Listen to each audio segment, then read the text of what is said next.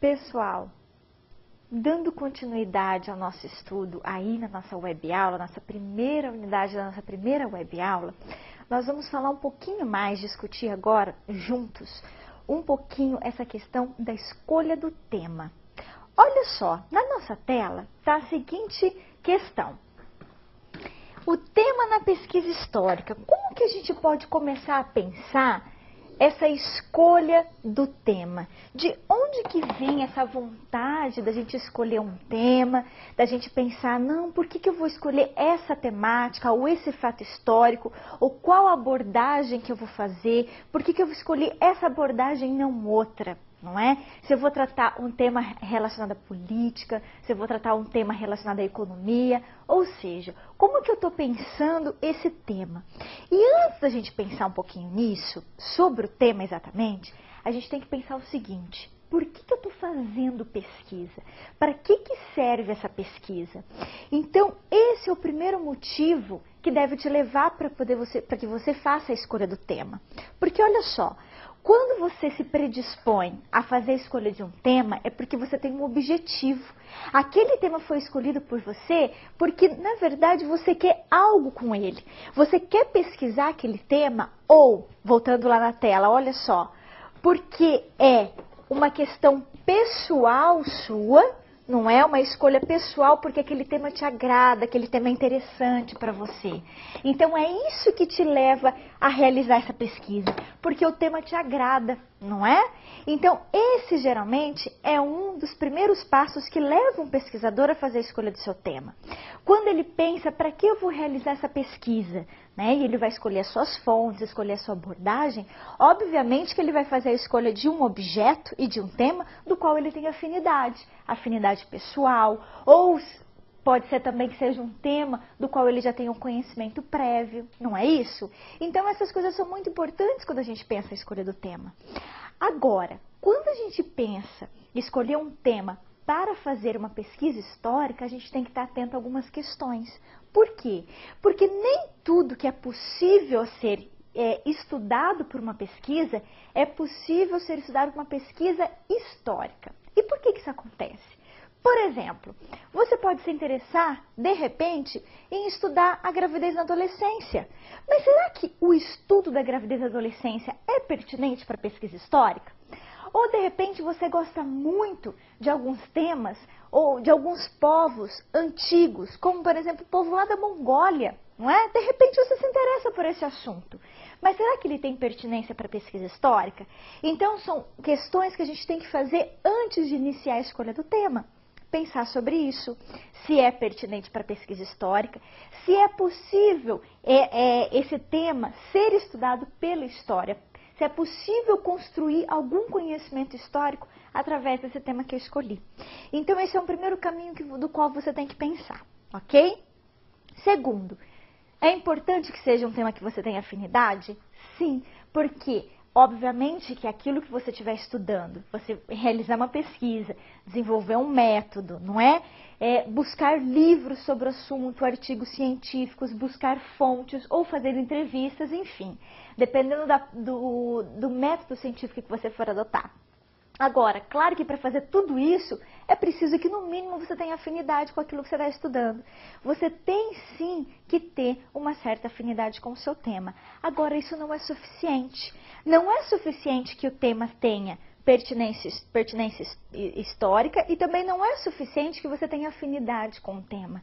Além de tudo, pessoal, o tema ele tem que ser plausível. Como assim, professora? É necessário que você tenha fontes disponíveis sobre esse tema. É necessário também que você tenha uma bibliografia sobre esse tema. Ou pelo menos uma parte de uma bibliografia. O que eu estou querendo dizer? É possível que você consiga desenvolver esse tema. Porque se não for possível o desenvolvimento dele, será necessário que você o quê? Altere o seu tema. E mais, além de tudo isso, é importante que o seu tema seja muito bem delimitado, que é o que está lá, olha só na nossa tela, tá vendo ali? A delimitação do tema. Por quê, gente? Por que esse tema tem que ser delimitado? Nós vamos depois, ainda no decorrer dessa web, e da nossa próxima discutir um pouquinho sobre a delimitação do tema. Mas já de antemão eu estou te adiantando o seguinte: para que o seu tema seja delimitado e seja possível de ser estudado, você não pode simplesmente querer falar, vou dar um exemplo, sobre a escravidão brasileira. Por quê? Porque a escravidão brasileira é infinita. Imagine, são 300 anos de estudo. E imagine você estudar a escravidão desde o sul do Brasil até o Nordeste. É muito assunto para ser discutido, pessoal. É muita coisa que você vai ter que desenvolver.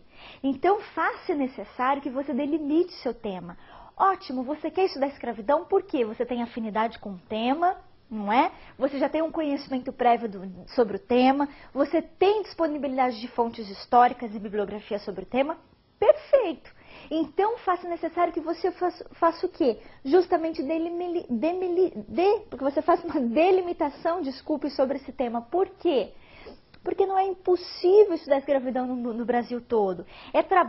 Se você se predispôs, né, a estudar toda a história da escravidão brasileira, significa que você vai ficar aí 10, 20, 30 anos estudando. É impossível. Então, como que você tem que fazer o recorte? Você vai fazer um recorte espacial e um recorte temporal. Por quê, gente? Porque é impossível, como eu disse, tratar um tema tão grande desse na história. É impossível que a sua monografia se resulte numa pesquisa tão grande assim. Você precisaria de anos para fazer isso.